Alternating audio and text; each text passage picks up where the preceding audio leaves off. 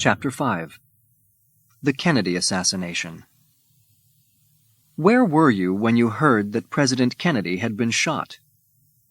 This is a question that most people who were alive at the time can answer. It is one of those moments that they can remember clearly and will never forget.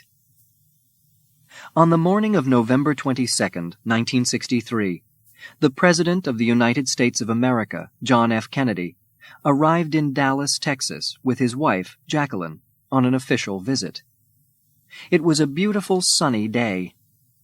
At 11:50 a.m., they left the airport at Love Field, and crowds stood along the streets of Dallas to watch the open-topped presidential car go past. They waved and shouted their good wishes to the young president and his lovely wife, while millions more watched on television.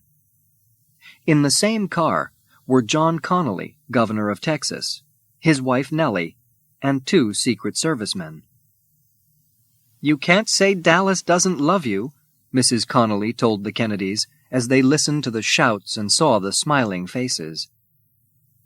At 12:30, the car turned from Houston Street into Elm Street. It was moving very slowly. One of the buildings which had a view over Elm Street was the Texas Book Depository, a large building full of school books. Mr. Kennedy was waving at the crowds when there was the sound of a gunshot. The president's hand stopped moving, and then, as a second shot was heard, went to his neck. There was a third, and perhaps a fourth shot, and his head was suddenly covered in blood. John Connally, who had also been shot in the back by one of the bullets, fell to the floor of the car. The car immediately raced away to Parkland Memorial Hospital, with Jacqueline Kennedy holding her husband's wounded head in her arms. "Oh, my God, they killed my husband," she cried. The cry was echoed through the crowd. "They've killed the president!" And at 1 o'clock, America and the rest of the world heard the news that President John Fitzgerald Kennedy was dead. Not long after the shooting, Dallas policeman J.D. Tippit saw a man behaving strangely and stopped to speak to him. As Tippit got out of his car, the man pulled out a gun and shot the policeman in the head and stomach, then ran away. At 2:50 p.m., 24-year-old Lee Harvey Oswald was arrested in a cinema for the murder of policeman Tippit. Detectives took him to Dallas Police Station to be questioned. Oswald said that he had not killed anyone, but a gun which had been found in the Texas Book Depository belonged to him. He was arrested again, this time for killing President Kennedy. 2 days later, police decided to move Oswald from the city police building to another prison. He was handcuffed to 2 detectives when he came out of the building, but nobody could guess what was going to happen next. Suddenly, a man pushed his way to the front of the crowd of newspaper, radio, and television reporters. There was a gun in his hand, and seconds later, he had shot Oswald in the side.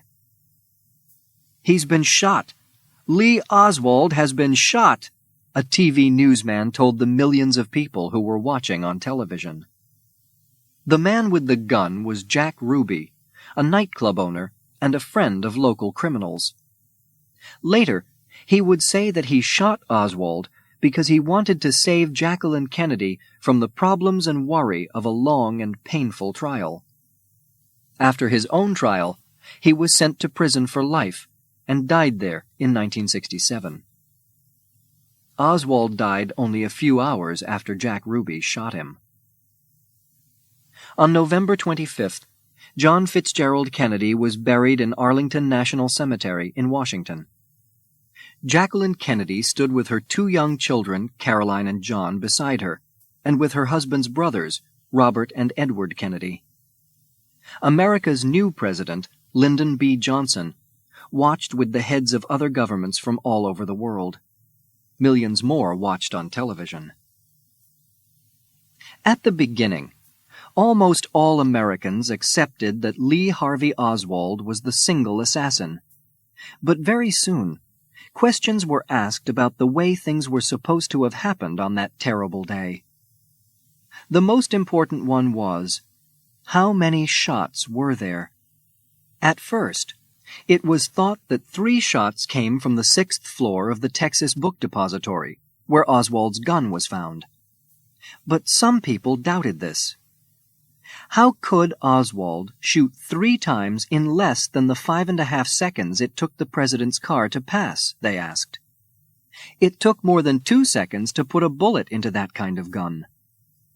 Then, more than 50 witnesses said that they heard a 4th shot coming from a small grassy hill at the side of Elm Street, in front of the president's car. There were more questions. Did Lee Harvey Oswald assassinate the president, or was it somebody else? I never killed anybody, he told the police many times.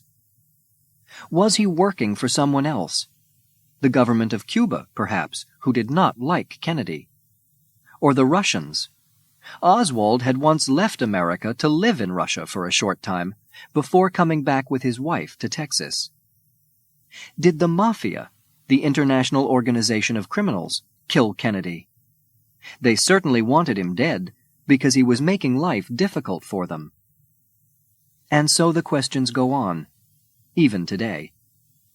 Will they ever be answered, or will the assassination of President John F. Kennedy remain one of this century's biggest mysteries?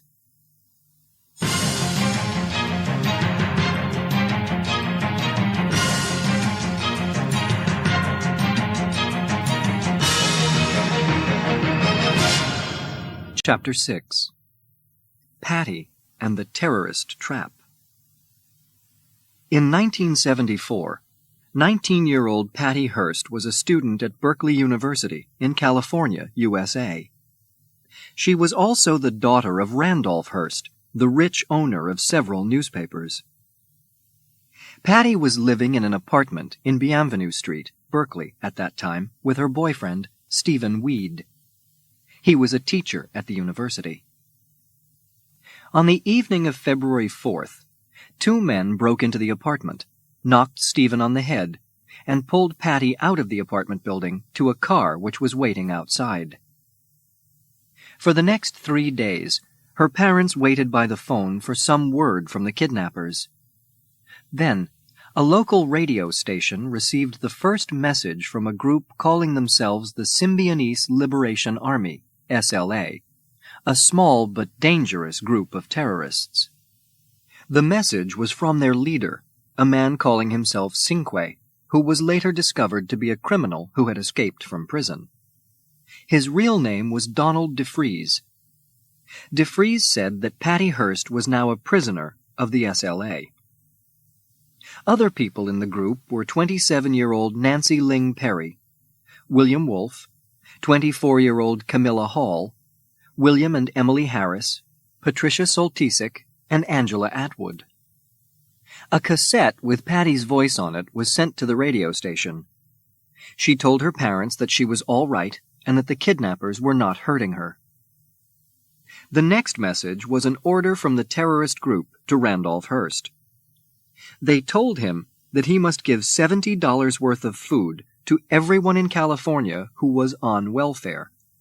People on welfare were those who were unable to work or could not find work, and were being given money to live on by the government. There were about 6 million of them in California. Hearst refused. It would cost more than $400 million, he said, and he wasn't rich enough to pay out that much money.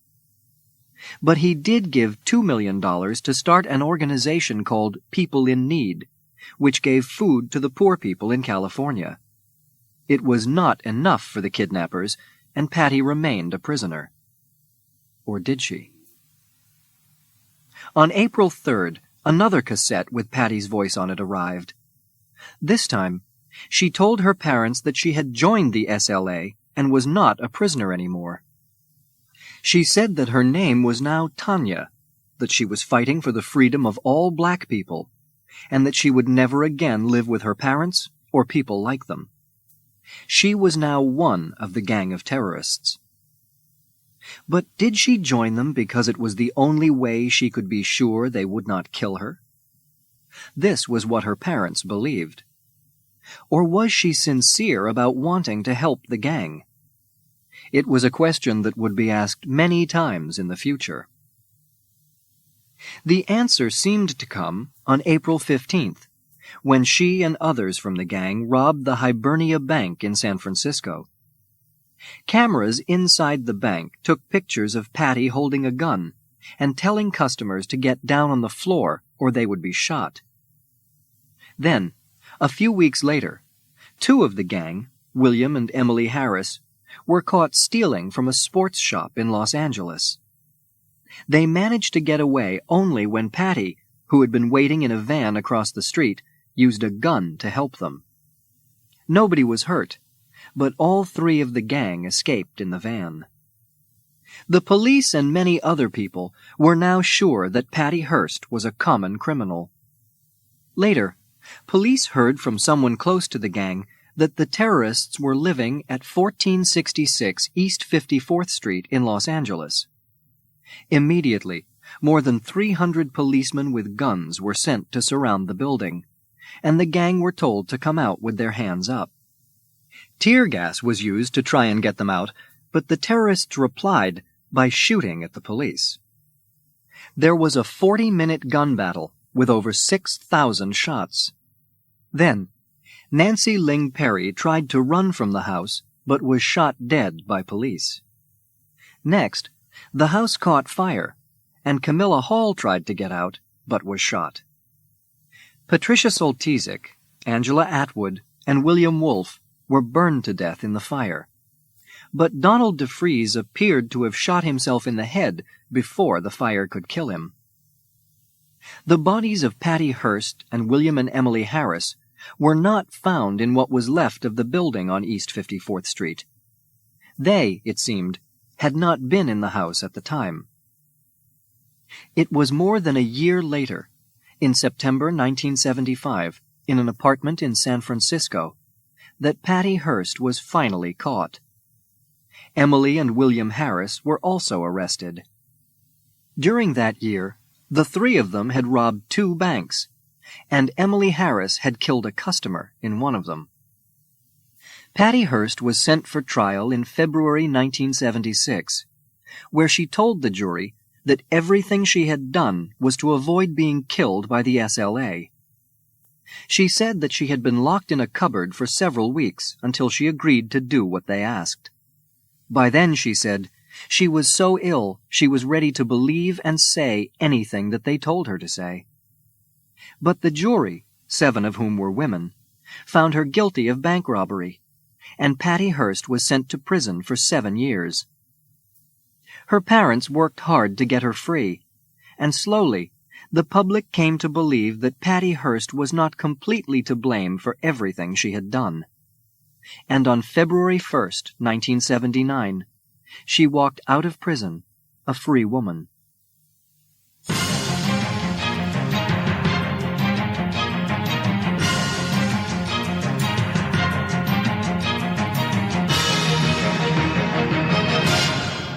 Chapter 7. Shergar.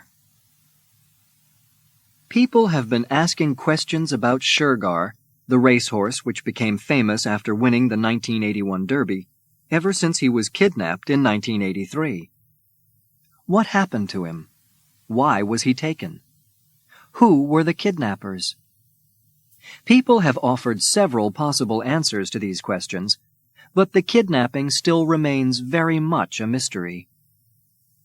For James Fitzgerald, the man whose job it was to look after Shergar, it all began at about 8:45 p.m. on Tuesday, February 8, 1983, when 2 men with guns, their faces covered by balaclavas, pushed their way into his house at the Ballymanny Horse Farm near Newbridge in Ireland. They locked Mr. Fitzgerald's wife, son, and daughter in a downstairs room, then ordered him to take them to Shergar's special stable and to open the stable door. At the same time, other members of the gang were driving a car and horse box to the stable.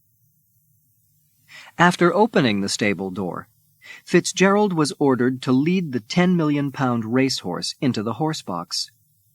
As usual, Shergar was quiet and well-behaved, and did not kick or try to pull away. Then Fitzgerald was pushed into a van with some more of the kidnappers and told to lie down with his face on the floor. The gang drove about 40 kilometers away from the farm before they let Fitzgerald go.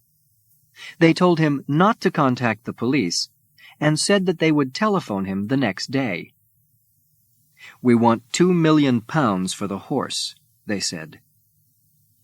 Fitzgerald telephoned his boss, the horse farm manager, as soon as he got home, and the police were informed about the kidnapping in the early hours of the next morning. Fitzgerald was questioned, but he could tell detectives very little about the kidnappers. They had all worn balaclavas, and he did not know what any of them looked like. Soon, newspaper, television, and radio reporters had the news, and everyone learned that one of the world's most famous racehorses had been kidnapped. The police waited for the kidnappers' next move, but nothing happened. No telephone call. Only silence. They searched stables and farm buildings across the whole of Ireland. The Sporting Life racing newspaper offered £10,000 for Shergar's safe return. Lord Derby, one of Shergar's several owners, said that he thought the horse was out of the country by now. Weeks and months went by. During this time, hundreds of people telephoned the police to say that they thought they had seen the famous racehorse, either in fields, on roads, or in lorries, in various parts of the world. Others phoned to say that they were holding Shergar and would cut off his head unless money was paid to them. 2 telephone calls to an Irish radio station, saying that Shergar would be returned now that the £1.2 million had been paid to the kidnappers in France, were quickly proved to be false. By October that year, Shergar's owners were offering £100,000 for his safe return, but there was no news. There is still no news. Some people say the IRA, the Irish Republican Army, was responsible for the kidnapping. But why was no money ever paid or collected? It's a question that will probably never be answered. But surely, the biggest question of all has to be, is Shergar alive or dead?